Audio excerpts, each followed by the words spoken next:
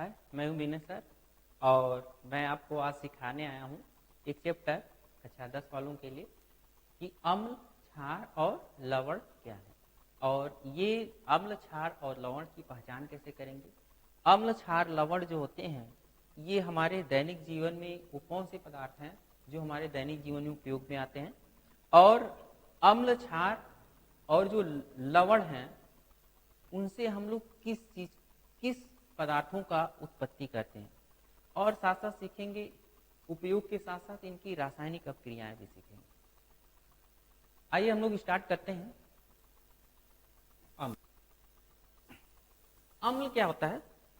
जैसे हम लोग कुछ चीजें खाते हैं, खाने वाली चीजें जैसे हैं कि मान लिया जाए कि हम लोग नींबू नींबू का उपयोग करते हैं। अगर नींबू का उपयोग करें और बात करें कि स्वाद की, तो नींबू जो है खट्टा दिखेगा। उस तरह से कुछ ऐसे संतरा होते हैं, संतरा उसको भी अगर खाएं तो वो खट्टा लगते हैं। उसी तरह से इमली जो है, इमली भी अगर खाया जाए ये भी खट्टा लगता है। उसी तरह से गन्ने के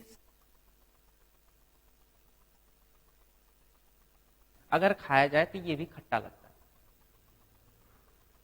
कुछ ऐसे भी पदार्थ होते हैं जो बहुत कड़वे लगते हैं, कुछ ऐसे पदार्थ होते हैं जो कड़वे लगते हैं, अर्थात उसमें तीखापन भी होता है, खट्टापन। तो जितने पदार्थ को खाने से हमें खट्टापन का, कच्चा आम, कुछ ऐसे कच्चा आम होते हैं उनको भी अगर हम खाएं तो हमें खट्टेपन का एहसास होता है। तो जो खट्टापन है वही अम्ल है। दरअसल जो एसिड है, एसिड शब्द लैटिन भाषा का शब्द है। लैटिन भाषा में एसिड शब्द जो है था वो लैटिन भाषा के बाद इस खट्टे पदार्थ सभी अम्ल कहलाते हैं, अर्थात सभी खट्टे पदार्थों को हम अम्ल कह सकते हैं। और अम्ल होते हैं, अम्ल अगर मान लिया जाए कि हमें पता करना, चलिए अच्छा खा लेते हैं, तो हम सभी चीजों को खा नहीं सकते, सभी खट्टे पदार्थों को हम खा नहीं सकते। हो सकता है कि खाने से हमारे जो शरीर में कुछ न कुछ नुकसान हो या ज्यादा ही नुकसान हो सकता है। खाने के बाद हम लोग फिर दोबारा सांस न ले पाए, तो अगर सांस नहीं ले पाएंगे इसका मतलब मृत्यु हो जाए। तो इससे बचने के लिए कुछ ऐसे उपाय बनाए गए हैं जिससे पता चले कि अम्ल है, ये पदार्थ अम्ल है कि नहीं। तो एक विधि है अम्ल को पता करने की। आगे हम लोग पढ़ेंगे सूचक, वो सूचक बताएंगे। सूचक वे पदार्थ होते हैं जिससे पता चलता है कोई पदार्थ अम्ल है कि क्षार है ना। तो अगर अम्ल की एक और परिभाषा हम लोग कह सकते हैं कि अगर नीले लिटमस पेपर को हम लोग किसी अम्लीय विलयन में डालते हैं तो वो नीला लिटमस पेपर जो होता है वो लाल हो जाता है। नीले लिटमस पेपर को अगर हम लोग अम्लीय विलयन में डाल दें तो नीला लिटमस पेपर लाल हो जाता है, उसे अम्ल कह सकते हैं।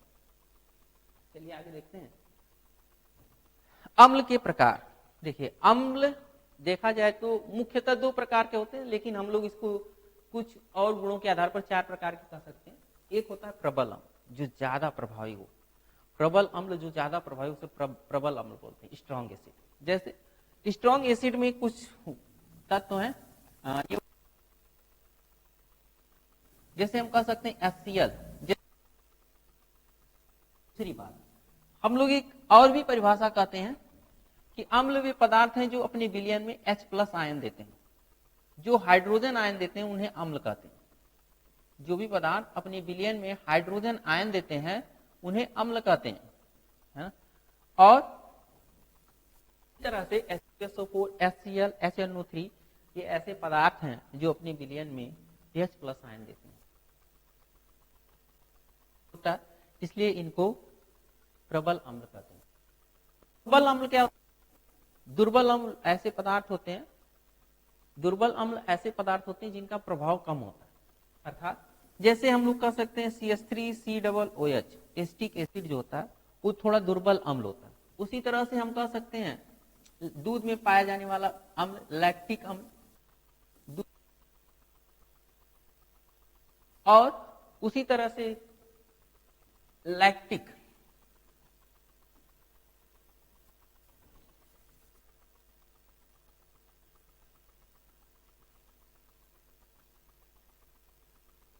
और उसी तरह से हम लोग लैक्टिक अम्ल के कारण ही दही खट्टी होती है।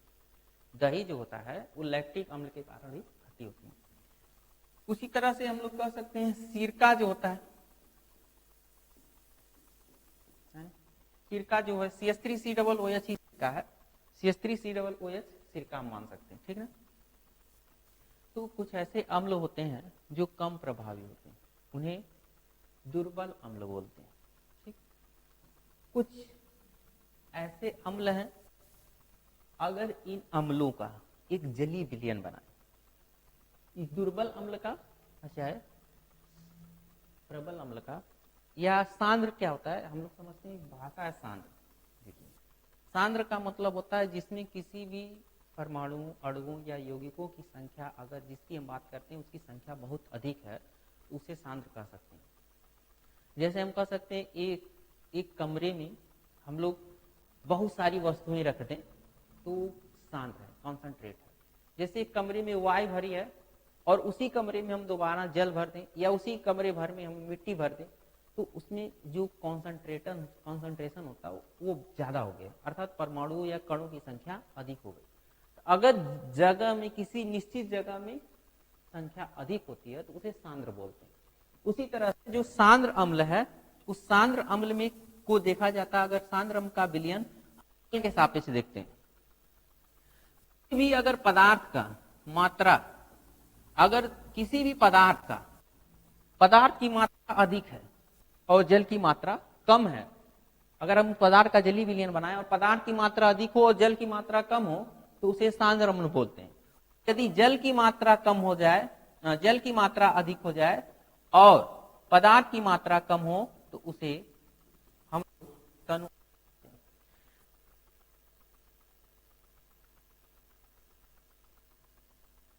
कॉन्सेंट्रेटेड H2SO, लिखा है CONSCl, इसका मतलब होता है कॉन्सेंट्रेटेड हाइड्रोक्लोरिक अम्ल। लिखा है DIL डिल H2SO4, इसका मतलब होता है डाइल्यूट H2SO4, मतलब कि H2SO4 की जो मात्रा है उसमें जल की मात्रा क्या है, अधिक है, और H2SO4 की मात्रा कम है। अर्थात हम लोग सीख लिए कि अम्लों के प्रकार में होता है प्रबल अम्ल, दुर्बल अम्ल, सांद्र अम्ल और तनु अम्ल। प्रबल अम्ल ऐसे अम्ल होते हैं जिसमें H2SO4, HCl, HNO3, अर्थात इनका प्रभाव H प्लस आयन, ये जब वियोजित होते हैं तो H प्लस आयन की मात्रा बहुत ज्यादा देते हैं, और ये बहुत तेजी से वियोजित होते हैं। और उसी तरह से दुर्बल अम्ल ऐसे होते हैं जो H प्लस की मात्रा कम देते हैं, या ये सामान्य रूप से ये वियोजित, अपने आयनों में जल्द वियोजित नहीं होते, ऐसा भी कह सकते हैं, ठीक है। और सांद्र अम्ल में H2SO4 की मात्रा, अगर हम लोग कहें कोई भी विलयन ले लें, कोई भी पदार्थ लें और उस पदार्थ की मात्रा अधिक हो जाए और उसका जलीय विलयन बना रहे हैं और जल की मात्रा कम हो जाए, तो उसे सांद्र कहते हैं। और यदि उस विलयन में हम लोग पदार्थ की मात्रा कम कर दें और जल की मात्रा अधिक कर दें, तो उसे हम लोग तनु कहते हैं। आइए आगे देखते हैं अम्लों के भौतिक गुण क्या होते हैं। देखिए, एक होता है फिजिकल नेचर। फिजिकल मतलब ये भौतिक रूप से क्या प्रभाव करता है। देखिए, अम्ल जो होते हैं, जब कभी अम्ल को आप क्या करेंगे कि अम्ल को ले जा करके, अगर हम किसी अम्ल को ले जा करके हम लोग लकड़ी पे डाल दें, तो लकड़ी, इस देखेंगे आप, तो ये लकड़ी क्या होता है, इस लकड़ी को देखेंगे तो ये लकड़ी अम्ल, अगर इस पे अम्ल डालते हैं तो लकड़ी जो होते हैं प्रभावित हो जाती है। उसी तरह से अगर हम लोग अम्ल पर, किसी अम्ल को ले जाके किसी कपड़े पर डाल दें, अम्ल को ले जाकर के किसी कपड़े पर डाल देते हैं, तो ये कपड़ा भी क्या होता है, जल जाता है ना। उसी तरह से अम्ल को ले जा, अम्ल हम लोग किसी ऐसी जगह, जैसे को ले जाके अम्ल को हाथों पर गिरा दें, जैसे H2SO4 अगर हाथों पर गिरा देंगे तो त्वचा पर फफोले डाल देता है। अम्ल जब हाथों पर पड़ता है तो ये त्वचा पर फफोले डाल देता है। और ये जितनी भी प्रॉपर्टी है, इस सारी प्रॉपर्टी को, इस सारे गुण को हम संक्षारक प्रकृति बोलते हैं। अर्थात अम्ल एक संक्षारक होता है, अर्थात लकड़ी पर, हाथों पर या कपड़ों पर जब ये पड़ता है तो उससे क्या करता है, नष्ट कर देता है या जला देता है, उसे संक्षारक प्रवृत्ति कर। दूसरी बात, अम्ल का एक भौतिक गुण था, अम्ल स्वाद में खट्टा होता है, ऐसा भी कर सकते हैं। अम्ल जो होता है इस स्वाद में खट्टा होता है।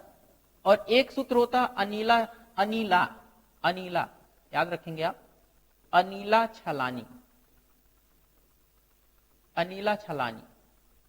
अनीला छलानी का मतलब होता है अम्ल नीले लिटमस पेपर को लाल कर देता है। अब जब हम लोग क्षार पढ़ेंगे, क्षार पढ़ेंगे, तो जो क्षार होता है वो लाल लिटमस पेपर को नीला कर देता है। ठीक है, जिससे आप पता कर सकते हैं, बहुत इंपॉर्टेंट है कि अम्ल नीले लिटमस पेपर को लाल कर देता है और क्षार लाल लिटमस पेपर को नीला कर देता है। आइए आगे देखते हैं। अब देखना अम्लों के रासायनिक गुण, हम लोग सीखेंगे अम्लों के रासायनिक गुण, अर्थात इसकी रासायनिक अभिक्रियाएं क्या है। अब हम लोग सीखेंगे अम्लों के रासायनिक गुण, अर्थात ये रासायनिक अभिक्रिया किस प्रकार करता है। देखिए, जो अम्ल होते हैं, अगर अम्ल, जैसे मान लीजिए कोई अम्ल है, इस अम्ल की बात करें, कुछ रासायनिक गुण इसके देखते हैं। अम्ल, अगर कहीं अपक्रिया अम्ल का हम लोग किससे करा दें,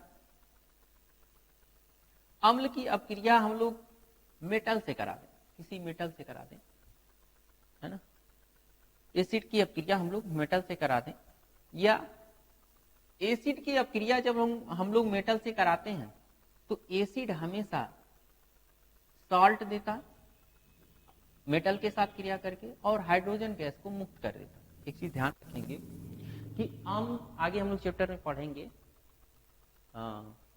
सक्रियता श्रेणी, जिन धातुओं का स्थान सक्रियता श्रेणी में हाइड्रोजन से नीचे होता है वो हाइड्रोजन गैस को विस्थापित नहीं करती, किसी विशेष परिस्थितियों में विस्थापित करती हैं। लेकिन अगर जिनका स्थान हाइड्रोजन से ऊपर है वो अम्ल से या उसके विलयन से, हाइड्रोजन के विलयन से हाइड्रोजन को विस्थापित कर देती हैं। उसी आधार पर हमने लिखा है कि अम्ल जो होता है वो साल्ट और H2 देता है, क्या करते हैं।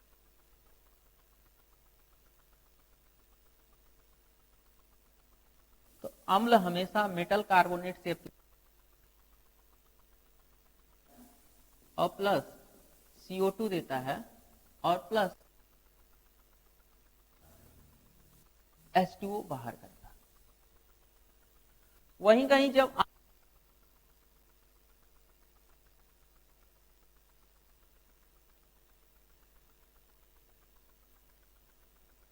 हाइड्रोजन कार्बन,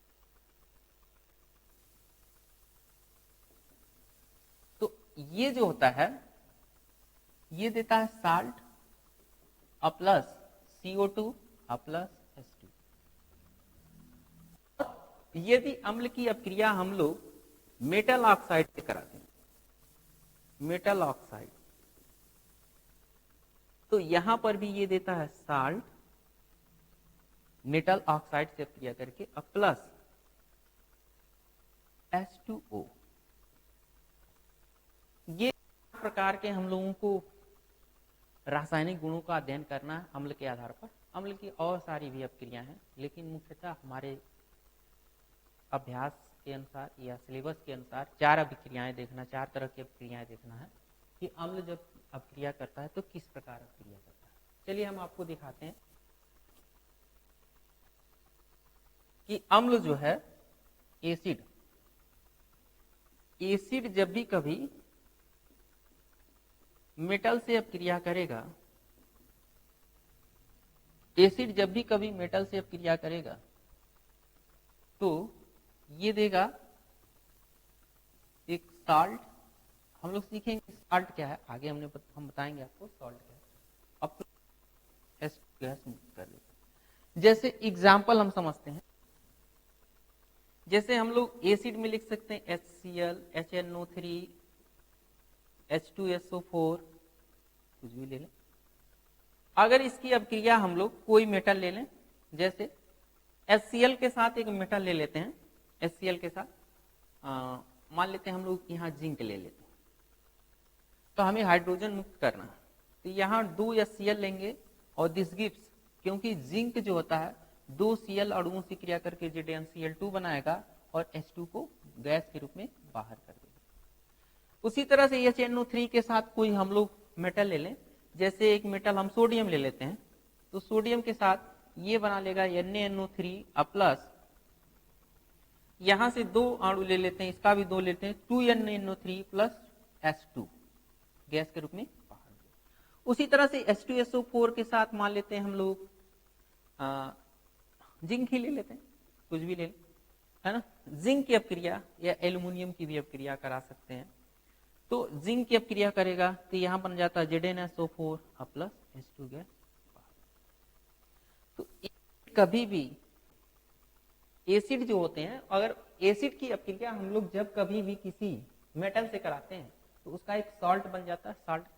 सॉल्ट अभी हम समझाएंगे आपको क्या होता है, और साथ साथ H2 गैस को मुक्त कर देता। और हमें पता करना है कि यहाँ H2 गैस वास्तव में निकल रही है कि नहीं। तो उसकी एक विधि है कि जब भी कभी आप, जैसे मान लिया जाए कि आप क्या करिए कि कोई एक टेस्ट ट्यूब ले लीजिए और उस टेस्ट ट्यूब को किसी स्टैंड पे रख करके उसमें सल्फ्यूरिक एसिड डाल दीजिए और जिंक ग्रेफाइट, जिंक का कुछ टुकड़ा डालिए और सल्फ्यूरिक एसिड डाल दीजिए। तो इसको अगर किसी डिलीवरी ट्यूब से कनेक्ट करा करके इसको जल में डुबो दीजिए।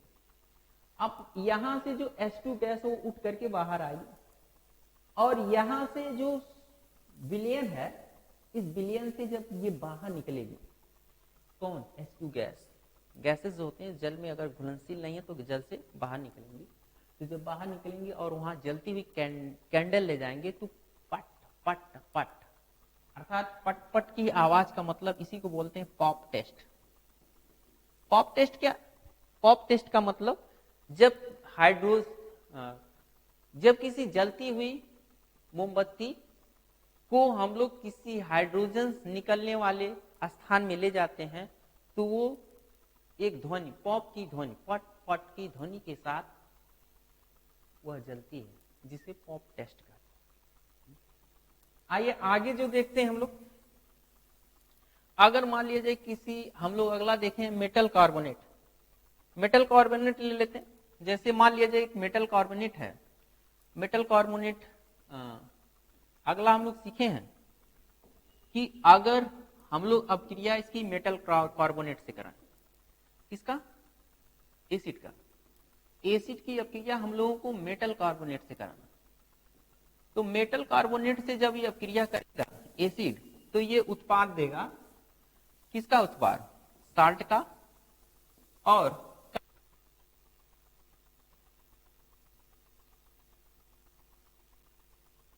जैसे एग्जाम्पल से समझते हैं हम लोग, एग्जाम्पल में हम लोग कुछ चीजें ले लेते हैं। एसिड में मान लीजिए कि हम लोगों ने एक कॉन्सेंट्रेटेड HCl ही ले लिया। मेटल कार्बोनेट का मतलब जैसे CaCO3 ले लिया, एक सिंपल सा। कार्बोनेट मतलब मेटल, उसके साथ CO3 अगर हम लोग जोड़े तो मेटल कार्बोनेट है। देखिए कभी भी मेटल कार्बोनेट की जब क्रिया होगी, किसी भी मेटल कार्बोनेट, तो हम लोग इसको ऐसे लिखेंगे CaOCO2O, और HCl जो है HCl, ऐसे 2 बार लिख लें, क्योंकि एक ऑक्सीजन को 2 हाइड्रोजन की आवश्यकता है। तो यहां से अगर हम लोग रिएक्शन देखेंगे तो इस रिएक्शन में हमको दिखाई देगा कि यहां से H2O क्या होगा, बाहर निकल रहा है, यहां से CO2, और ये जो Ca है इन दोनों Cl के साथ क्रिया करके ये उत्पाद देगा CaCl2, यही साल्ट बन जाएगा, अब प्लस C प्लस H2, ये सॉल्ट बन जाएगा CaCl2 CO2 प्लस H2O, ये एक सॉल्ट बना ले। आगे देखते हैं, और भी मान लीजिए जिंक कार्बोनेट ले लें, जिंक कार्बोनेट ले लें अगर, है ना, या सोडियम कार्बोनेट हम ले लेते हैं, कोई भी कार्बोनेट। जैसे हम लोग सोडियम कार्बोनेट ले लें NaCO3, और इसकी अपक्रिया हम लोग, सोडियम कार्बोनेट की अपक्रिया मान लेते हैं हम लोग कोई एसिड, जैसे मान लिया जाए कि एसिड के रूप में हम H2SO4 ले लेते हैं। H2SO4 एक एसिड है। अब इससे अपक्रिया अगला हम लोग कराते हैं, तो यहां से जो है इसको पुनः ऐसे लिखेंगे Na2CO3 जो होगा सोडियम कार्बोनेट, सोडियम कार्बोनेट को पुनः लिखेंगे क्या, ये देखिए इसमें से Na2CO3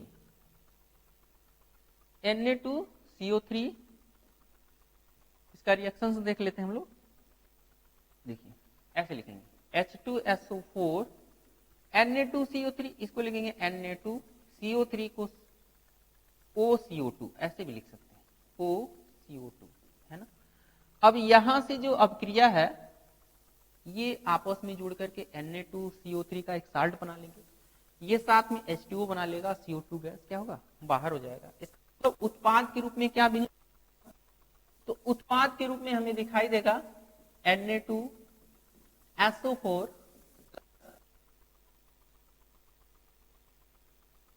उत्पाद। अब आइए देखते हैं हम लोग और भी रिएक्शंस। जैसे मान लिया जाए कि अगर हम लोगों ने पढ़ा कि अगर मेटल की अपक्रिया मेटल बाइकार्बोनेट से अपक्रिया हम लोगों को कराना, तो एसिड की अपक्रिया, एसिड ले लेते हैं हम लोग, एसिड चलिए देखते हैं। हम लोगों ने पढ़ा कि अगर एसिड की अपक्रिया मेटल बाइकार्बोनेट से H3, है ना, मेटल बाइकार्बोनेट या मेटल हाइड्रोजन कार्बोनेट जिसे बोलते हैं, मेटल हाइड्रोजन कार्बोनेट से कराएंगे तो इसका एक उत्पाद होगा salt plus metal plus H2। देखते हैं रिएक्शन में कैसे होगा ये रिएक्शन। देखिए ये रिएक्शन कैसे, जैसे मान लीजिए एक एग्जांपल के लिए एसिड एक ले लेते हैं। आइए हम यहाँ पर एक एसिड ले लेते हैं, HCl ले लें, चाहे HNO3 ले लें, नाइट्रिक अम्ल ले लें, है ना। Metal hydrogen carbonate, metal hydrogen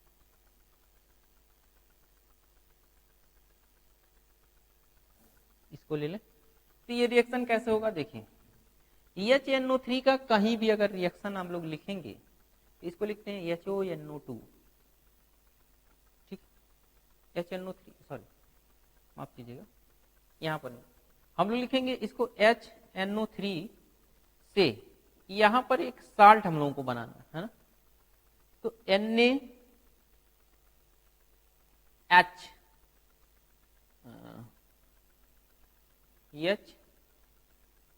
HOCO2 ऐसे लिखेंगे, ठीक ना, ऐसे लिख लें, HOCO2Na ऐसे लिख लें तो इजी रहेगा।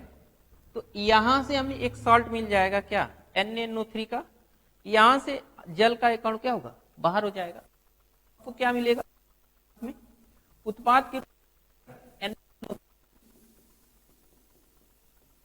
प्लस H2O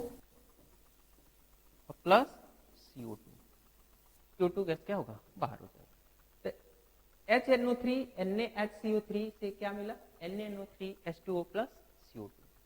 इसी तरह से मेटल कार्बोनेट जो भी होंगे उनका हम लोग एसिड से अपक्रिया करा करके उनका एक सॉल्ट बना लेंगे और जल और CO2 क्या करेंगे, बाहर कर देंगे। आगे देखते हैं कि मान लिया जाए कि अगर हम लोगों को एक रिएक्शन देखना है किसका, मेटल हाइड्रोजन कार्बोनेट होगा मेटल ऑक्साइड का। देखिए हम लोग देखते हैं मेटल ऑक्साइड,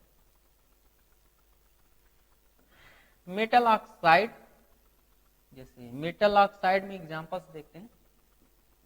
जो मेटल ऑक्साइड होगा, मेटल ऑक्साइड कि अगर हम लोग या इसी का मेटल ऑक्साइड से क्रिया होगा तो ये उत्पाद देगा साल्ट H2O। तो यहां देखते हैं एक एसिड ले लेते हैं मेटल ऑक्साइड, जैसे हम लोग ले लेते हैं CaO, कैल्शियम ऑक्साइड क्या है, मेटल ऑक्साइड है, और यहां पर एक एसिड ले लेते हैं HCl। हम वाटर चाहिए तो एक ऑक्सीजन 2 हाइड्रोजन लेता है, तो एक ऑक्सीजन 2 हाइड्रोजन लेता है तो यहाँ 2HCl ले लेते हैं, और यहां से हम लोग बाहर कर देते हैं H2O अगर, तो यहां से क्या मिलेगा Ca, तो इसमें भी गुणा करो तो यहां हो जाएगा साल्ट के रूप में CaCl2 प्लस H2, साल्ट के रूप में हो जाएगा CaCl2 प्लस H2, ठीक। इस तरह से हम लोग देख पाएंगे कि किस तरह से कोई जो अम्ल है कि किसी मेटल ऑक्साइड से, मेटल बाइकार्बोनेट से, मेटल कार्बोनेट से किस तरह अपक्रिया, या मेटल से किस तरह से अपक्रिया कर रहा है। अब हम लोग देखते हैं कि अम्लों के उपयोग किस प्रकार करें। जैसे एक अम्ल है, इसका क्या उपयोग है, तो उपयोग में देखा जाए जैसे सल्फ्यूरिक अम्ल है। सल्फ्यूरिक अम्ल का सूत्र है H2SO, है ना। तो इसका क्या उपयोग है, देखिए जो सल्फ्यूरिक अम्ल होता है उससे लेड बैटरियां बनाई जाती है। लेड बैटरियां का मतलब जो कुछ ऐसी बैटरियां हैं जो सूखी बैटरी बनाई जाती है, या आप देखेंगे सल्फ्यूरिक अम्ल का कुछ ऐसे भी बैटरियां बनाई, लेड बैटरियां जैसे हम लोग घरों में उपयोग करते हैं, जो बैटरी बड़ी वाली भी बैटरी उपयोग करते हैं, तो उसमें H2SO4 डालते हैं ताकि वो वहाँ पर हम लोग आवेशों का कलेक्शन कर सकें और बाद में हम लोग पुनः विद्युत ऊर्जा की जब आवश्यकता हो तो आवेशों को स्टोर करके बाद में हम लोग उसका उपयोग कर सकें, है ना। तो ये बैटरी में होता है। देखिए प्लास्टिक भी जब बनाया जाता है तो प्लास्टिक जिससे पॉलीथीन जब बनाया जाता है तो H2SO4 का ही उपयोग किया जाता है ना। कृत्रिम रेशे की जब हम लोग क्या करते हैं, सफाई करते हैं, तो भी H2SO4 का उपयोग है। और H2SO4 जब चीनी जो होता है, चीनी की सफाई जो होती है उसमें भी हम लोग H2SO4 का उपयोग करते हैं। ठीक, उसी तरह से हम लोग जो H2SO4 है, उर्वरक जो बनाए जाते हैं उसमें भी, उर्वरक मतलब खाद, जैसे मान लीजिए कहीं पर जमीन अगर क्षारीय है तो उसको उसकी क्षारीयता खत्म करने के लिए हम अम्ल की कुछ मात्रा अगर कहीं उपयोग करते हैं तो कहीं कहीं इस उर्वरक जो होते हैं उनमें भी हम लोग H2SO4 का उपयोग करते हैं। ठीक है, अगला है नाइट्रिक अम्ल। नाइट्रिक अम्ल का सूत्र होता है HNO3। नाइट्रिक अम्ल जो होता है इसका सूत्र होता है HNO3।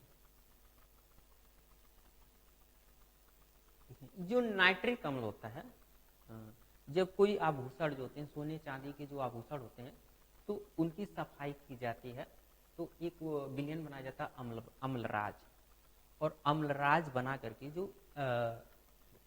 HCl और HNO3 का मिश्रण होता है उससे हम लोग क्या करते हैं, उस आभूषणों की सफाई करते हैं।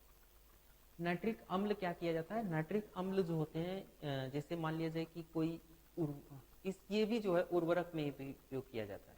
नाइट्रिक अम्ल जो है जैसे एक विस्फोटक है TNT जिसे बोलते हैं ट्राई नाइट्रोटॉलुई, विस्फोटक होता है, इसको बनाने में भी इसका बड़ा योगदान है नाइट्रिक अम्ल का, है ना। तो ये सारे उपयोग हैं नाइट्रिक अम्ल के। आगे देखते हैं हम लोग हाइड्रोक्लोरिक अम्ल HCl। हाइड्रोक्लोरिक अम्ल जैसे मैंने कहा कि अम्लराज बनाने में हाइड्रोक्लोरिक अम्ल का उपयोग किया जाता है। देखिए वैसे हाइड्रोक्लोरिक अम्ल हम एक चीज देखेंगे कि हमारा जो पेट होता है उदर HCl, वो हाइड्रोक्लोरिक अम्ल का ही स्राव करता है, जो भोजन पाचक में क्या करता है, सहायता करता है। आगे हम लोगों को पढ़ना है क्षारक। क्षारक क्या होते हैं, देखिए क्षारक वे पदार्थ होते हैं जो अपने विलयन में OH- आयन देते हैं, या ऐसा भी कर सकते हैं कि क्षारक वे पदार्थ होते हैं जो स्वाद में कड़वे होते हैं। मैंने पहले ही बता दिया था कि सभी पदार्थों को खाकर हम लोग चख नहीं सकते। हो सकता है कि कोई ऐसा भी पदार्थ हो जो हमारे सेहत के लिए बहुत नुकसानदायक हो, इसलिए सभी चीजों को हम चख नहीं सकते। इसलिए हम लोग जो परिभाषा है दो तरह से देते हैं, कि अगर तीन तरह से दे सकते हैं कि स्वाद में कड़वा हो, अगर हम लोग चख नहीं सकते तो हम लोग प्रयोग करते हैं, प्रयोग करके पता करते हैं कि क्षार है कि नहीं। देखिए एक लिटमस पेपर होता है, लिटमस पौधे से लिटमस पेपर बनाया जाता है, और लिटमस पेपर जैसे मान लिया जाए कि ये लिटमस पेपर जो होता है, अगर लाल लिटमस पेपर उठाएं और लाल लिटमस पेपर को किसी विलयन में डालें और लाल लिटमस पेपर नीला हो जाए, अगर लाल लिटमस पेपर पर कोई प्रभाव नहीं है तभी भी नीला लिटमस पेपर डालेंगे आप तो उस पर कोई प्रभाव नहीं पड़ेगा, और यदि लाल लिटमस पेपर डालेंगे तो उसको नीला कर देता है, तो पता चल जाता है ये क्षार है ना। तो यहाँ जो है क्षारक क्या होते हैं, ये कड़वे होते हैं और OH- आयन देते हैं।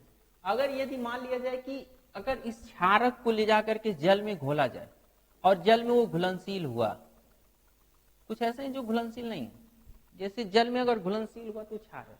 जैसे हम लोग बनाते हैं साबुन, ये देख सकते हैं साबुन है, और साबुन जो होते हैं, ये साबुन है, साबुन जो होते हैं वो जल में घुलनशील होते हैं तो उन्हें क्षार कह सकते हैं। तो साबुन क्या होते हैं, साबुन वे पदार्थ होते हैं जो उच्च भार वाले कार्बनिक यौगिक के सोडियम या पोटेशियम लवण से बनाए जाते हैं, तो उच्च अणुभार के कार्बनिक यौगिक से। तो यहाँ पर जो साबुन है वह साबुन क्या है कि जल में घुलनशील है, इसलिए हम लोग कह सकते हैं जो साबुन है वो क्या है, एक क्षारक है ना, एल्कली भी कह सकते हैं। और क्षारक जो होते हैं वो स्वाद में क्या होते हैं, कड़वे होते हैं। अगर बात करें हम लोग तो आगे क्षारक के प्रकार क्या हैं, तो क्षारक देखा जाए दो प्रकार का, ये भी कह सकते हैं कि सांद्र क्षारक, तन क्षारक। तो कोई भी चीज सांद्र या तन क्या है, तो सांद्र और तन का मतलब मैंने पहले ही बता दिया कि अगर उनकी डेंसिटी, किसी भी पदार्थ की डेंसिटी बिलियन जली बिलियन में उनका बनाए और डेंसिटी ज्यादा रखें उस पदार्थ की, तो उसे सांद्र कहते हैं। और उसकी डेंसिटी हम लोग कम रखते हैं तो उसे तन बोलते हैं ना। और यदि मान लिया जाए कि अगर वो क्षारक है, क्या है,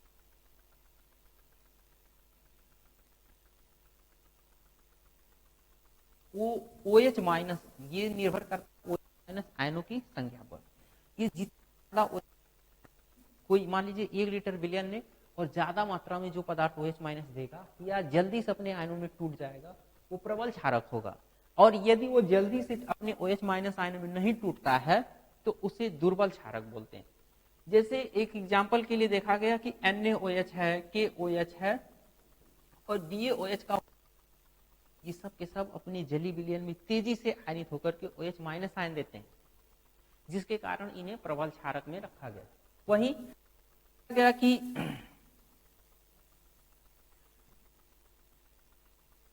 NH4OH जो अमोनियम हाइड्रोक्साइड है, ये दुर्बल क्षारक में रखा गया। क्षारक का एक प्रकार है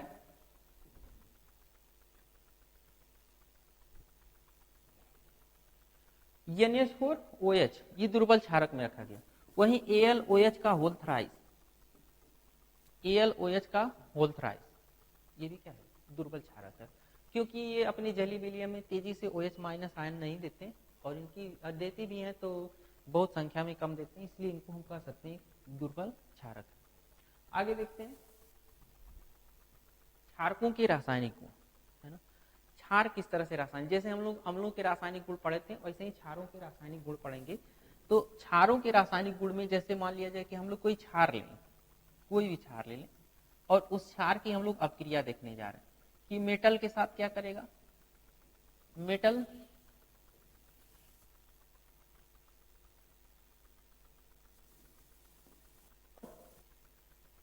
मेटल बाइकार्बोनेट या मेटल हाइड्रोजन कार्बोनेट के साथ किस तरह से अपक्रिया करेगा, नॉन मेटल ऑक्साइड से अपक्रिया में देखना।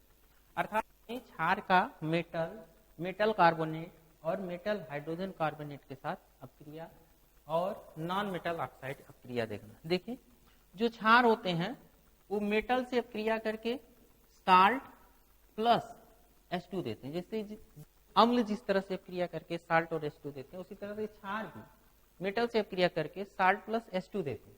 लेकिन मेटल कार्बोनेट से ये क्षार जो है अपक्रिया करके कोई अपक्रिया नहीं होती इनकी। मेटल कार्बोनेट से क्षार की अपक्रिया नहीं होती, मेटल हाइड्रोजन की कोई अपक्रिया नहीं होती, है ना। वहीं नॉन मेटल ऑक्साइड से भी जो क्षार होते हैं ये इससे अपक्रिया करके साल्ट प्लस H2O देते हैं। तो आइए हम लोग अपक्रिया देखते हैं कि किस तरह से जो क्षार है वो मेटल के साथ अपक्रिया करके H2 गैस को कैसे मुक्त करेगा। चलिए देखते हैं। जैसे मान लीजिए क्षार के रूप में हम लोग NaOH एक क्षार ले लेते हैं, है ना, और इसमें एल्युमिनियम एक धातु डाल देते हैं। लेकिन इसकी अपक्रिया तब होती है जब इसका हम लोग विलयन ले लेते हैं। तो विलयन के बनाने का मतलब इसमें H2O डाल देते हैं, है ना, इसमें H2O डाल देंगे, एक विलयन बन जाएगा। तो विलयन जब बनेगा तो यहां से हम लोग क्या करेंगे कि यहाँ पर देखिए ये बनाता है सोडियम मेटा एल्यूमिनेट NaAlO2, ये बनाता है सोडियम मेटा एल्यूमिनेट। तो और साथ साथ H2 गैस मुक्त करता है ना, साथ साथ H2 गैस मुक्त करता है। रिएक्शन को बैलेंस करके देखें तो यहाँ पर हम लोग ले लेते हैं 2NaOH, 2NaAlO2, Al भी 2 ठो लेना पड़ेगा, तो H2 यहाँ 2 यहाँ 2, 2H2O, क्योंकि 2 दूना 4, 2 यहाँ और 2, 2 2 4 हो गया। तो हाइड्रोजन 2 दूना 4 और 2 6, 3 दूना 6, 6 हाइड्रोजन भी हो जाएगा। इस तरह से हमें क्षार का एक रिएक्शन मिल गया कि क्षार किस तरह से साल्ट और H2 गैस देता है। देखिए metal carbonate, metal hydrogen carbonate ये क्रिया नहीं करता, तो बचा क्या, non metal oxide. Non metal oxide का हम लोग अब क्रिया कराएं। नॉन मेटल ऑक्साइड में जैसे CO2 है ना, CO2 की अब क्रिया हमको किससे कराना है, क्षार से। क्षार से मान लेते हैं कि CaOH का एक ट्वाइस, CaOH का ट्वाइस एक क्षार है ना, CaOH का ट्वाइस कैल्शियम हाइड्रोक्साइड एक क्षार है। अगर इसकी अब क्रिया हम लोग इससे कराएं CO2 से, तो होता क्या है कि CaOH का ट्वाइस ऐसे लिखा जाता है, CaOH और CO2 ऐसे अगर हम लोग लिखें तो यहां से H2O का एक अणु क्या होगा, बाहर निकल जाएगा, और जो खाली जो यहाँ इसका बांड खाली हो रहा है उसे CO2 से जुड़ेगा, तो ये बना लेता है CaCO3 प्लस H2O। ये उत्पाद दे देता है CaCO3 प्लस H2O। तो क्या दे दिया, salt plus water. CaCO3 salt है और H2O क्या है, वाटर है। आइए देखते हैं आगे।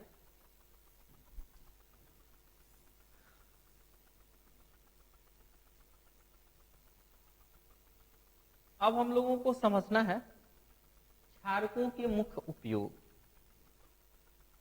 तो क्षारकों के उपयोग में एक क्षार है एल्युमिनियम हाइड्रोक्साइड।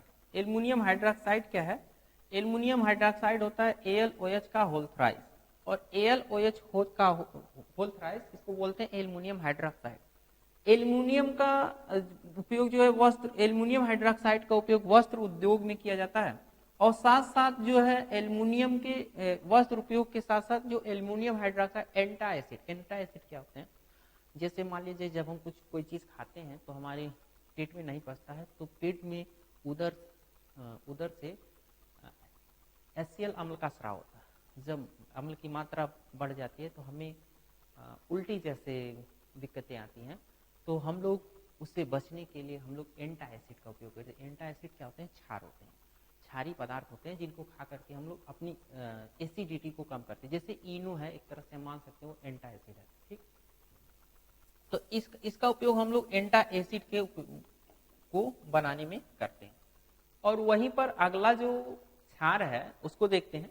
जैसे अमोनियम हाइड्रोक्साइड का सूत्र होता है, अमोनियम हाइड्रोक्साइड का सूत्र होता है NaH4OH। अमोनियम हाइड्रोक्साइड का सूत्र होता है NaH4OH। इसका क्या उपयोग है, इसका उपयोग निर्जलीकारक और अमोनिया लवण, जैसे अमोनिया को जो भी लवण होते हैं उसको बनाने में इसका उपयोग करते हैं। जैसे आगे देखते हैं, एक यौगिक sodium hydroxide NaOH। Sodium hydroxide का सूत्र होता है NaOH। तो जो सोडियम हाइड्रोक्साइड है इसका उपयोग हम लोग साबुन बनाने में प्रयोग करते हैं, रेयान बनाने में करते हैं, कागज बनाने में करते हैं, है ना। तो जो सोडा होता है, जैसे हम लोग कहते हैं सोडा में धामन सोडा या वॉशिंग सोडा, वहां पर भी हम लोग इसका उपयोग करते हैं इसको बनाने के लिए, है ना। आगे देखते हैं कि जो कैल्शियम हाइड्रोक्साइड का सूत्र होता है CaOH का होल ट्वाइस, कैल्शियम हाइड्रोक्साइड। इसको कैल्शियम हाइड्रोक्साइड को बुझा हुआ चूना भी कहते हैं, और कैल्शियम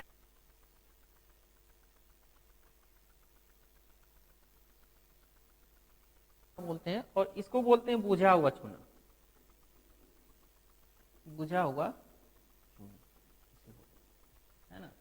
तो कैल्शियम हाइड्रोक्साइड, जैसे हम लोग दीवारों की जो पुताई करते हैं या रंगाई करते हैं, तो हम लोग कैल्शियम ऑक्साइड का टुकड़ा लाते हैं और उसमें जल से मिला करके बुझा हुआ चूना का निर्माण करते हैं, और उसी बुझे हुए चूने को हम ले जा करके दीवारों पर पुताई करते हैं। बाद में जो कैल्शियम हाइड्रोक्साइड होता है वायुमंडल में उपस्थित CO2 से क्रिया करके CaCO3 बना लेता है, जिससे कुछ समय बाद दीवारों पर चमक आ जाती है ना। CaCO3 बनने के कारण ये चमक आती है। आगे देखते हैं,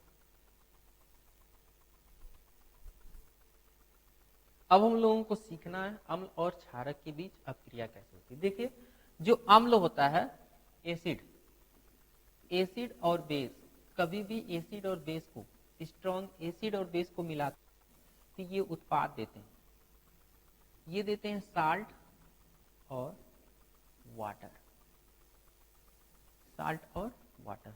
और अम्ल और क्षार की इस अपक्रिया को हम लोग उदासीनीकरण कहते हैं। अम्ल और क्षार की इस अपक्रिया को हम लोग उदासीनीकरण करते हैं, अर्थात अम्ल क्षार के प्रति या क्षार अम्ल के प्रति आपस में अपक्रिया करके उदासीन हो जाता है। जैसे एसिड जो होता है, एसिड जो है स्ट्रॉन्ग एसिड भी हो सकता है और वीक एसिड भी हो सकता है, वीक एसिड भी हो सकता है। तो होता है स्ट्रॉन्ग बेस, ये भी हो सकता है स्ट्रॉन्ग बेस, और ये हो सकता है वीक बेस।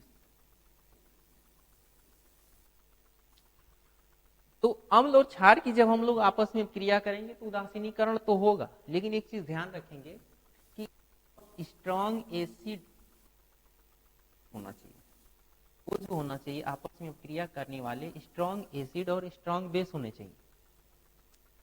अगर कहीं स्ट्रॉन्ग इसकी अपक्रिया हुई तो ये जो है आपस में अपक्रिया करके, इससे अपक्रिया करके स्ट्रॉन्ग एसिड जो होता है स्ट्रॉन्ग बेस से क्रिया उदासीन हो जाता है। अगर स्ट्रॉन्ग एसिड वीक बेस से क्रिया करता है तो ये प्रभाव इसका अम्लीय ही रहता है।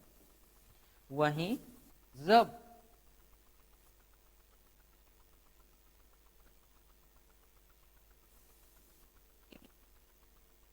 स्ट्रॉन्ग बेस से कराते हैं तो इसका क्षारी होता है, इसका जो प्रभाव होता है वो क्षारी होता है ना। और वीक बेस की क्रिया करते हैं तो ये डिपेंड करता है कॉमन आयन इफेक्ट। जिस आयन की मात्रा ज्यादा होगी उसका प्रभाव होगा। अगर H+ आयन की मात्रा ज्यादा है तो वीक एसिड वीक बेस से मिलते हैं तो अम्लीय होगा, और यदि OH- की मात्रा ज्यादा है तो क्षारी होता है। आगे देखते हैं। अब बात आती है कि हमने जब शुरू में ही कहा था कि कोई पदार्थ ऐसा नहीं होता कि हम लोग स्वाद के आधार पर ही हम बता सकते हैं कि वो अम्लीय है कि क्षारी, जिसके लिए हम लोग कुछ न कुछ उपयोग करते हैं जिससे पता चले कि ये पदार्थ अम्लीय है कि क्षारी। तो हम लोग एक हेडिंग पढ़ने वाले सूचक, है ना। तो सूचक ऐसे पदार्थ होते हैं, हम कह सकते हैं सूचक ऐसे पदार्थ जिनकी सहायता से हम लोग किसी भी पदार्थ का अम्लीय या क्षारी गुण का पता कर सकते हैं, है ना। और सूचक जो होते हैं वो कैसे पता करते हैं, क्योंकि ये एक रंग के होते हैं, किसी विशेष रंग के होते हैं। जब अम्लीय माध्यम में जाते हैं तो कुछ और रंग देते हैं, और क्षारीय माध्यम में जाते हैं तो कुछ और रंग देते हैं। अर्थात सूचक ऐसे पदार्थ होते हैं जिनका अम्लीय माध्यम में रंग कुछ और क्षारीय माध्यम में रंग कुछ और होता है। तो एक पीएच स्केल बनाया गया, पीएच स्केल, है ना। हम लोग देखते हैं पीएच स्केल, और पीएच स्केल आगे हम बताएंगे। पीएच स्केल का है -log या POH बराबर होता है -log कॉन्सेंट्रेशन ऑफ OH-। इस सूत्र के आधार पर एक पीएच स्केल जनरेट किया गया है, जिससे हम लोग पता करेंगे रंगों के आधार पर वो एसिडिक है कि बेसिक। तो हम लोग अभी आगे बढ़ेंगे पीएच स्केल, जहां हम गणना करेंगे कि पीएच वैल्यू क्या है और पीएच स्केल क्या है। ठीक, तो जो सूचक है उसको 4 भागों में बांटा गया है। 4 भाग कौन कौन से हैं? एक सूचक है प्राकृतिक,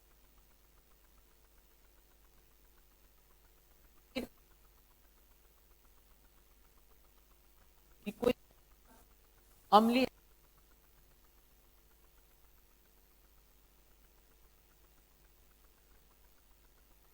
एक होता है सार्वत्रिक सूचक, सार्वत्रिक सूचक एक होता है सार्वत्रिक सूचक, है ना। प्राकृतिक सूचक क्या होते हैं उसको देखते हैं। देखिए, प्राकृतिक सूचक जो प्रकृति में पाए जाते हैं, संश्लेषित सूचक जो मानव निर्मित है, गंधयुक्त सूचक का मतलब कुछ ऐसे पदार्थ होंगे जो गंध से बताएंगे कि कौन सा सूचक है। एक सार्वत्रिक सूचक है जो सभी सूचकों को मिला करके एक सूचक बनाया जाता है, जिसे सार्वत्रिक सूचक कहते हैं। ठीक है, आइए देखते हैं प्राकृतिक सूचक ऐसे सूचक होते हैं जो प्रकृति में पाए जाते हैं, है ना। प्रकृति में पाया जाता है। देखिए लिटमस एक पौधा है, लिटमस, है ना। लिटमस जो होता है, ये देख सकते हैं हम कि लिटमस क्या है। देखिए ये एक लिटमस पौधा है और लिटमस का हम लोग लिटमस पेपर बनाने में करते हैं। और लिटमस पेपर जो होता है वो लिटमस पेपर जो अम्लीय अगर माध्यम है तो लिटमस पेपर जो होता है अगर उसका नीला बनाएगा तो लाल हो जाता है। अगर वो क्षारी माध्यम में डाला जाता है तो लिटमस पेपर नीला हो जाता है, लिटमस से बनाएगा। दूसरा जो है लाल पत्ता, देखिए ये देखिए गोभी एक तरह से होता है, गोभी का फूल है, गोभी की तरह है, गोभी जिसे कहते हैं लाल पत्ते की होती है। लाल पत्ते की जो गोभी है वो लाल पत्ते की गोभी अगर जाएगी तो वो लाल ही रहेगी, लेकिन लाल पत्ते की गोभी अगर क्षारी माध्यम में डाली जाती है तो ये हरा हो जाती है। वहीं पर अगर देखा जाए तो हल्दी को देख लेते हैं, जिसे टर्मरिक भी बोलते हैं। हल्दी जो होता है, ये देखिए अगर हल्दी को हम लोग किसी अम्ल में डालेंगे, हल्दी जो होगा, हल्दी किसी अम्ल में अगर पड़ा है ना, तो हल्दी जो होता है वो पीला ही रहेगा। अगर अम्ल में गया तो ये पीला ही रहेगा, और यदि ये क्षार में गया हल्दी तो ये लाल हो जाता है। अगर इसको हम लोग क्या करेंगे, हल्दी को देखें तो इसका मतलब क्या है कि हल्दी जो होता है अपने विलयन में, अम्लीय विलयन में पीला ही रहती है, लेकिन क्षारी विलयन में लाल भूरा हो जाती है। एक होता है हाइड्रेजिया पौधे का फूल, हाइड्रेजिया भी पौधे का फूल प्राकृतिक सूचक है। हाइड्रेजिया पौधा हम लोग देखते हैं कैसा है। हाइड्रेजिया पौधा देखिए, एक आपको दिखाया गया हाइड्रेजिया पौधे का फूल, है ना। ये हाइड्रेजिया पौधे का फूल है जो जिसको ले जा करके अगर अम्लीय माध्यम में डाला जाए या क्षारी माध्यम में जब डाला जाता है तो हाइड्रेजिया पौधे को अम्लीय माध्यम में डालने पर इसका जो फूल है वो अम्लीय माध्यम में नीला होता है और क्षारी माध्यम में हाइड्रेजिया का फूल का पत्ती जो होता है वो गुलाबी हो जाता है, ठीक ना। इससे चेक कर सकते हैं कि वो जो पदार्थ है वो अम्लीय है कि क्षारी। आगे देखते हैं, एक है संश्लेषित सूचक, है ना। हम लोग देखते हैं, अगला देखते हैं हम लोग संश्लेषित सूचक। संश्लेषित सूचक दो तरह के, एक होता है फिनोल्फथालीन, एक होता है मेथिल ऑरेंज, है ना। संश्लेषित सूचक फिनोल्फथालीन, मेथिल ऑरेंज, एक मेथिल रेड भी होता है, लेकिन हम लोग दो चीजें देखते हैं, फिनोल्फथालीन और मेथिल ऑरेंज। तो हम लोग देखते हैं कि जो संश्लेषित सूचक है वो रंग कैसा देता है, कैसे पता करें कोई अम्लीय है कि अम्लीय और क्षारी विलयन में रंग कैसा देता है। तो देखिए जो फिनोल्फथालीन है अगर ये अम्लीय विलयन में डाला गया, अगर फिनोल्फथालीन को डुबाया जाएगा तो अम्लीय विलयन में जब डाला जाएगा तो ये रंगहीन होता है, ये रंगहीन होता है। लेकिन वहीं कहीं ये क्षारी विलयन में डाला गया तो ये गुलाबी, हल्का गुलाबी हो जाता है। और यदि देखा जाए अम्लीय और क्षारी विलयन में ये पीला हो जाता है, ठीक है। तो ये है मेथिल ऑरेंज और ये है फिनोल्फथालीन। जो फिनोल्फथालीन अम्लीय माध्यम में रंगहीन, और अगर वो अम्लीय माध्यम में डुबाया जाएगा तो रंगहीन होगा और क्षारी माध्यम में गुलाबी रंग देगा। मेथिल ऑरेंज अम्लीय माध्यम में लाल और क्षारी माध्यम में पीला हो जाता है।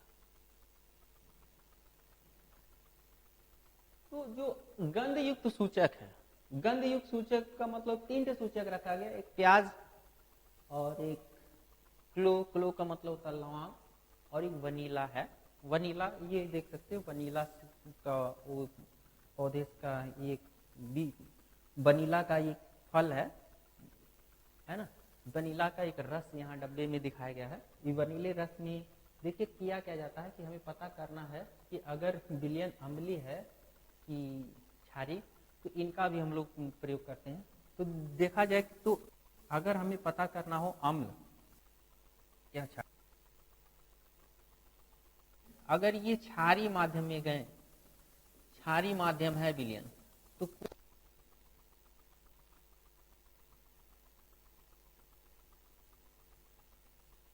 वही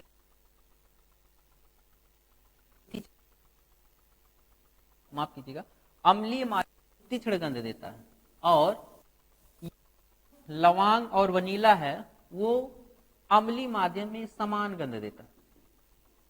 जिस तरह का गंध है उसी तरह का गंध है ना। इसे बोलते हैं गंधी सूचक। गंधों के आधार पर पता करें कि ये अम्ल है कि क्षार।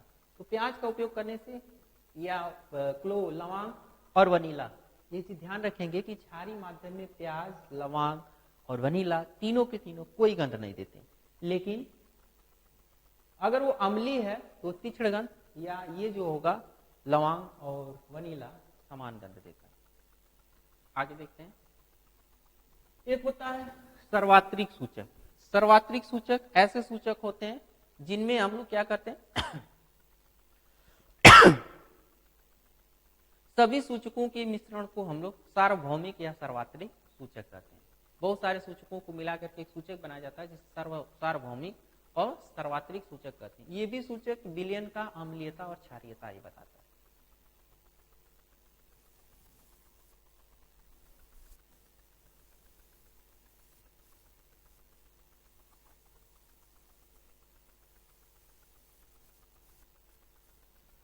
अब हम लोगों को पढ़ना है पीएच स्केल। देखिए पीएच स्केल क्या है। देखिए एक स्केल डेवलप किया गया, जो मैंने पहले ही बताया था।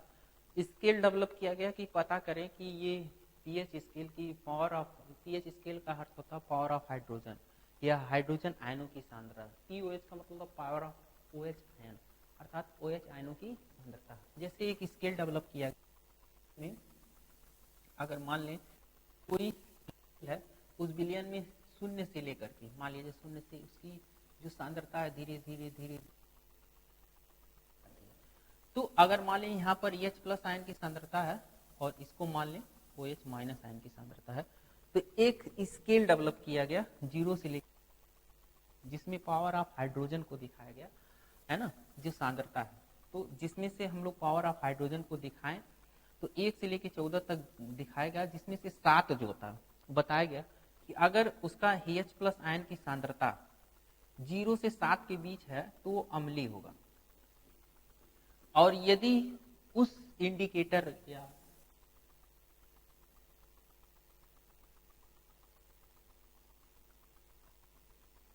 अगर उसकी सांद्रता दिखाई जा रही है या पीएच वैल्यू 7 से 14 के बीच है तो वो क्षारीय होगा, और पीएच वैल्यू यदि 0 से 7 के बीच है तो पीएच वैल्यू जो है कैलकुलेट करने के लिए हम लोग यूज करते हैं एक फार्मूला लॉग, या इसी को बोलते हैं कंसंट्रेशन या सांद्रता एच प्लस आयन की जो होता है वो 10 के घाते माइनस मोल प्रति लीटर में लिया जाता है। उसी तरह से concentration of O H minus जो होता है वो 10 के power minus P O H होता है, पी ओ एच 10 के power minus P O H लिया जाता है ना। ये भी होता है मोल प्रति लीटर में। और यदि हम लोग दोनों की सांद्रता को जोड़ दें, पीएच और पी ओ एच को अगर सांद्रता को जोड़ दें तो ये 7 के बराबर होता है। पीएच और पी ओ एच की जो सांद्रता होती है, माफ कीजिएगा, 14 के बराबर मानी जाती है।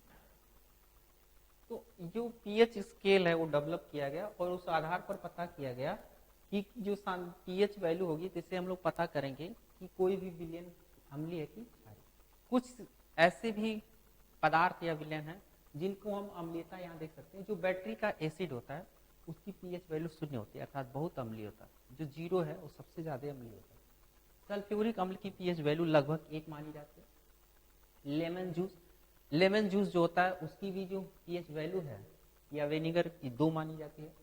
और ऑरेंज जूस जो होता है उसकी, लेमन जूस मतलब नींबू का पानी, ऑरेंज जूस जो होता है नींबू ऑरेंज का जो जूस होता है उसकी पीएच वैल्यू 3 मानी जाती है। एसिडिक रैन, जो एसिड रैन होता है, अभी हम लोग देखेंगे कि जो इफेक्ट ऑफ पीएच वैल्यू क्या है, जिसमें हम एसिडिक रैन भी बताएंगे आपको, जिससे कितना नुकसान होता है। एसिडिक रैन का मान 4.2 × 4 प्लस से 4.4 तक होता है। बनाना जो केला जो होता है उसका स्टिक वैल्यू 5 से लेकर 5 से 10.3 के बीच होता है। और क्लियर रहना, अगर स्वच्छ वर्षा हो रही है तो उसकी पीएच वैल्यू 5.6 से 5.6 होती है। और हेल्दी लेक जो स्वस्थ तालाब होते हैं या झील होते हैं उसकी भी पीएच वैल्यू 6.5 होती है। मिल्क जो हम लोग दूध पीते हैं उसकी पीएच वैल्यू 6.5 से 6.8 तक होती है। प्योर वाटर जो शुद्ध पानी है उसका पीएच, जिसे उदासीन बोला जाता है प्योर वाटर, उसकी पीएच वैल्यू 7 मानी जाती है। और सी वाटर जो होता है उसकी पीएच वैल्यू 8 होती है। वहीं एक पर की भी पीएच वैल्यू 8 ही होती है। बेकिंग सोडा की पीएच वैल्यू 9 होती है। मिल्क ऑफ मैग्नीशिया MgOH का होल ट्वाइस जो होता है उसको मिल्क ऑफ मैग्नीशिया बोलते हैं, उसकी पीएच वैल्यू 10 तक होती है, 10 के लगभग होती है। अमोनिया की पीएच वैल्यू लगभग 11 होती है। सोपी वाटर मतलब जो साबुन युक्त जो वाटर होते हैं उसे उसकी जो पीएच वैल्यू होती है, क्योंकि साबुन एक क्षार है, ठीक ना, इसकी एक पीएच वैल्यू 12 होती है। और ब्लीच जो होता है उसकी पीएच वैल्यू 13 होती है। लिक्विड ड्रेन क्लीनर की पीएच वैल्यू 14 तक होती है ना। एक चीज होता है क्या है कि अगर वर्षा जो है, अगर कहीं पर पीएच वैल्यू घट जाता है, अगर किसी नदी तालाब या किसी स्थान पर पीएच वैल्यू अगर एसिडिक हो जाता है तो उसमें उपस्थित जीव मरने लगते हैं। जैसे हम समझ सकते हैं यहाँ पर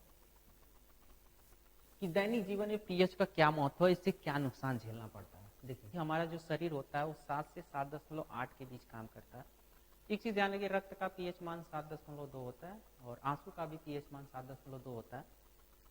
और वहीं हम लोग बात करें अगर तो हम लोग जब पानी पीते हैं तो हम लोगों को पानी लगभग सबसे शुद्ध पानी अगर देखा 7 का उदासीन पानी होता है 7 का, लेकिन पानी अगर 7.2 का है तो सबसे अच्छा है 7.2 का, है ना।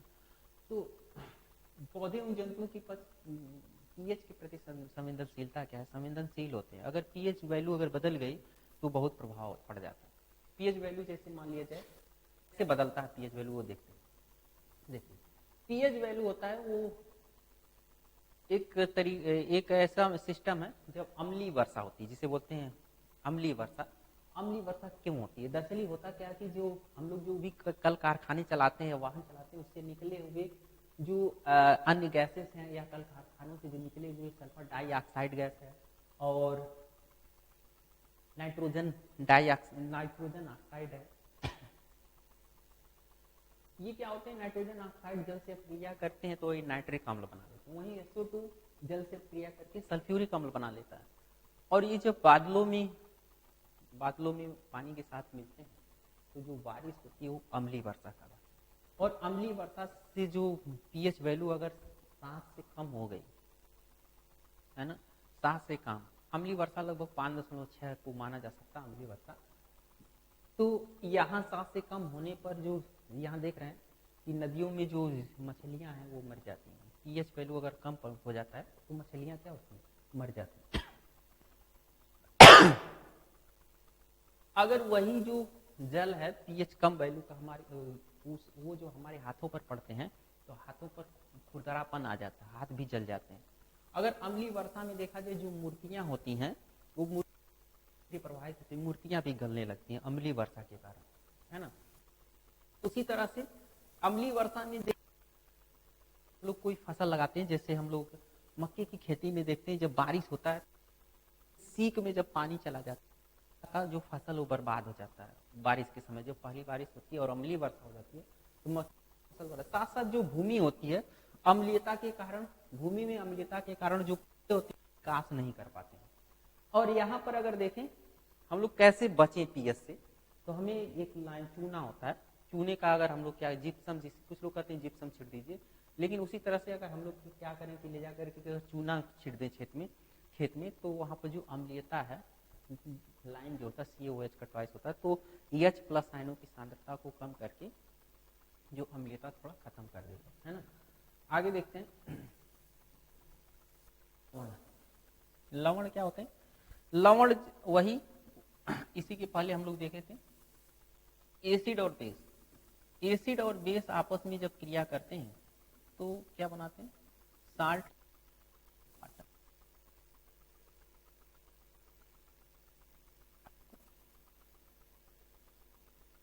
अम्ल और क्षार लवण कहलाता है। अम्ल और क्षार के उदासीनीकरण से बना पदार्थ क्या कहलाता है? लवण कहलाता है। लवणों का जो पीएच होता है वो पीएच निर्भर करता है कि जो लवण बना है वो कैसा है। इसी के पहले हमने जो लवण बनाया था वो लवण देख सकते हैं कि यहाँ पर देख सकते हैं,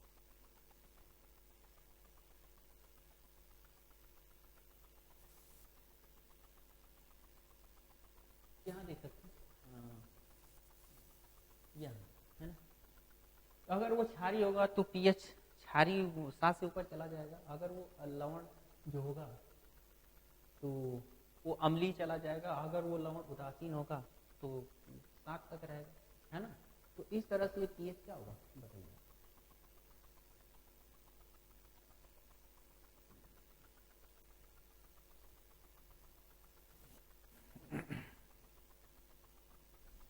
अब हम लोग देखते हैं साधारण नमक के रसायन। जो NaCl होता है, NaCl के बहुत सारे उत्पाद हैं।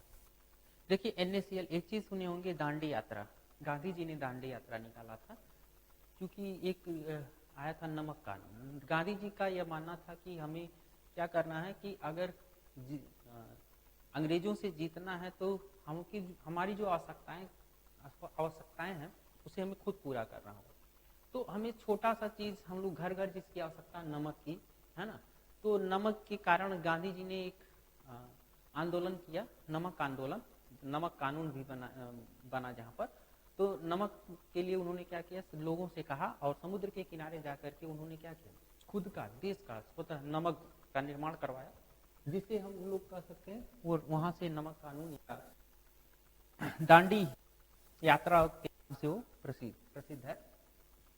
जो नमक होता है उसी नमक का एक भाग होता है कास्टिक सोडा। नमक से से ही हम लोग उसके ब्रायन विलियन से कास्टिक सोडा बनाते हैं, ब्लीचिंग पाउडर बनाते हैं, जिप्सम बनाते हैं, है ना। तो नमक के ये सब क्या है, रसायन है। तो जो कास्टिक सकते हैं कि कास्टिक सोडा अच्छी तरह से होता है और कास्टिक सोडा किया जाता है, बनाया जाता है। कैसे बनाया जाता है कास्टिक सोडा, देखते हैं। कास्टिक सोडा बनाने NaCl जो है लेते हैं। NaCl जो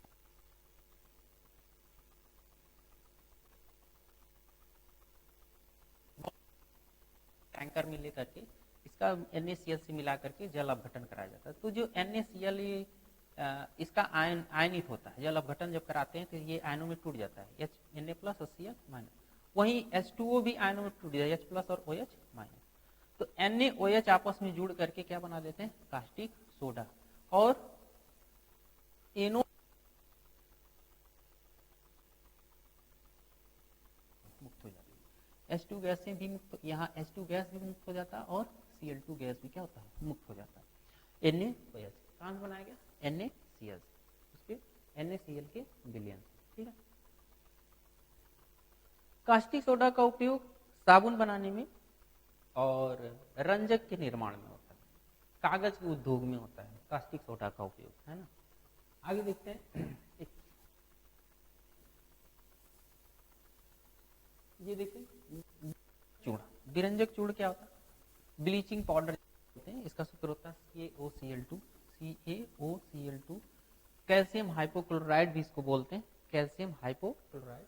ये विरंजक चूड़ है जिसे बनाने के लिए हम लोग कैसे बनाते हैं, देखिए। जो कैल्शियम हाइड्रोक्साइड है CaOH का है ना, इसका हम लोग अब क्रिया करा दें अगर Cl2 से, है ना, क्लोरीन से जिसे बोलते हैं CaOH का, कि ये बना लेता है CaOCl2 प्लस H2 बाहर हो जाता है ना। और CaOCl2 जो होता है इसी को बोलते हैं विरंजक चूड़। और इसका उपयोग हम लोग कागज उद्योग में करते हैं। और ब्लीच का जो उपयोग किया जाता है वो ब्लीचिंग पाउडर, जैसे यहाँ देख सकते हैं लोग गोरा होने के लिए, जैसे ये देख सकते हैं एक फोटो में, ये गोरा होने के लिए क्या करती है, ब्लीचिंग पाउडर। सबसे ज्यादा देखा जाए तो फेशियल लोग करवाते हैं, फेशियल कराने के लिए कहते हैं ब्लीच कर दीजिए। ब्लीच में क्या होता है, ब्लीच वैसे देखा जाए तो रंजक का काम करता है, रंजक का मतलब रंग बढ़ाने का काम करता है ना।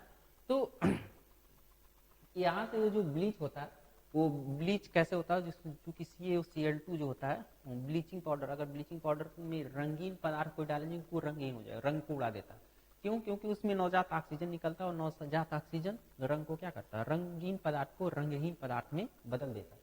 उसी तरह से इस चेहरे पर जब ये पड़ता है, यही ब्लीचिंग पाउडर को विशेष विधि द्वारा ब्लीचिंग पाउडर जो बनाया जाता है ब्लीच, वो चेहरे पर लगाया जाता है, तो जो काले लोग होते हैं वो गोरे हो जाते हैं।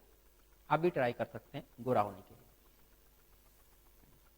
आगे देखते हैं बेकिंग या खाने का सोडा, बेकिंग सोडा या खाने का सोडा। तो ये किस चीज का सूत्र क्या होता है, हम लोगों को पढ़ना बेकिंग सोडा या खाने का सोडा, यानी सोडा कैसे, एनएस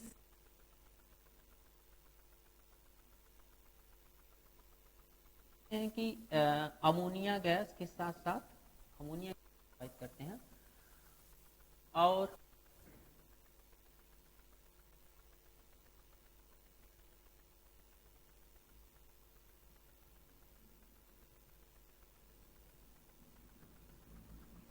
अमोनिया गैस के साथ साथ इसमें CO2 मिला करके जब प्रवाह से बनता है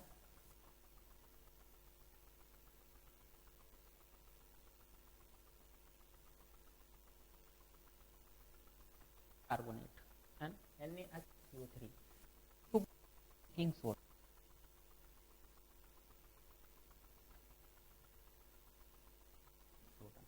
बेकिंग सोडा हम लोग क्या करते हैं कि कोई चीज, हम लोग खाद्य सामग्री जब बनाते हैं तो बेकिंग सोडा का उपयोग करते हैं। बेकिंग सोडा खाद्य सामग्री, तो उसी चीज को खस्ता करने के लिए हम लोग बेकिंग सोडा का उपयोग करते हैं। यहाँ देख सकते हैं बेकिंग सोडा कुछ इस तरह से होता है, इसका ये सफेद रंग का क्रिस्टलीय पदार्थ होता है बेकिंग सोडा, है ना।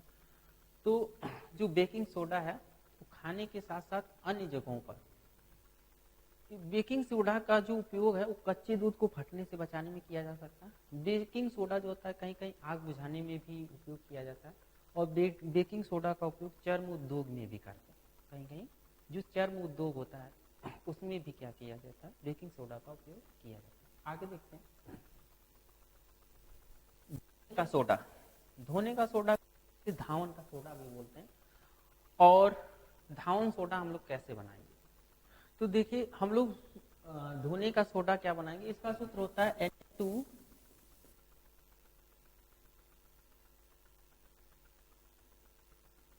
के अणु इसमें होते हैं। बनाएंगे कैसे इसको, बेकिंग सोडा बनाने के लिए अभी जो हमने बनाया NaHCO3 हम लोग गर्म कर दें, तो 2 अणु ले लें, तो यहां से एक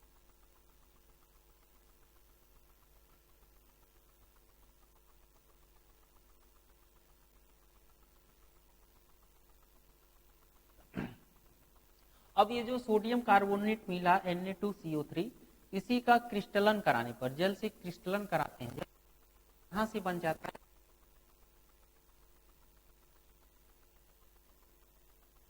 तो सोडियम कार्बोनेट का जब हम लोग क्रिस्टलन कराते हैं तो ये बन जाता है Na2CO3 इंटू 10H2।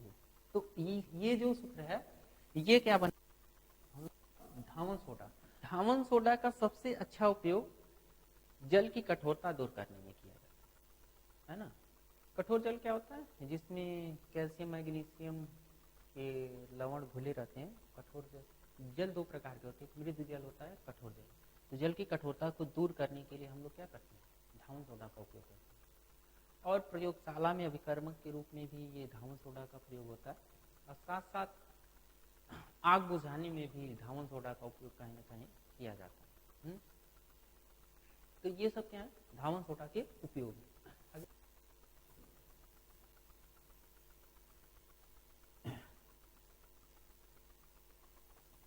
अब हम लोगों को देखना plaster of Paris. Plaster of Paris क्या है, प्लास्टर ऑफ पेरिस आप इसे प्लास्टर ऑफ पेरिस आप लोग देखे होंगे कि जब कोई किसी का पैर टूट जाता है तो डॉक्टर लोग उस पर देखते हैं सफेद रंग पट्टी चढ़ा करके उसको सफेद रंग का कुछ पोत देते हैं। कुछ पोत देते हैं क्या, एक क्रिस्टल है प्लास्टर ऑफ पेरिस का। इस क्रिस्टल को जब क्या किया जाता है, इस क्रिस्टल में प्लास्टर ऑफ पेरिस में जल मिलाया जाता है तो ये हार्ड हो जाता है। जल मिलाकर कुछ देर छोड़ दिया जाता है तो ये हार्ड मतलब बहुत ठोस रूप में धारण कर लेता है। और जो प्लास्टर ऑफ पेरिस है, जो दंत क्षय होता है, तो प्लास्टर ऑफ पेरिस से हम लोग दंत क्षय, जहाँ दंत का क्षय हुआ रहता है उसमें लगा करके प्लास्टर ऑफ पेरिस से बचाया जाता है। और वहीं पर जो मूर्तियां जो होती हैं, उन मूर्तियों को हम लोग, मूर्तियां भी बहुत अच्छी अच्छी जो मूर्तियां होती हैं प्लास्टर ऑफ पेरिस से बनाई जाती हैं।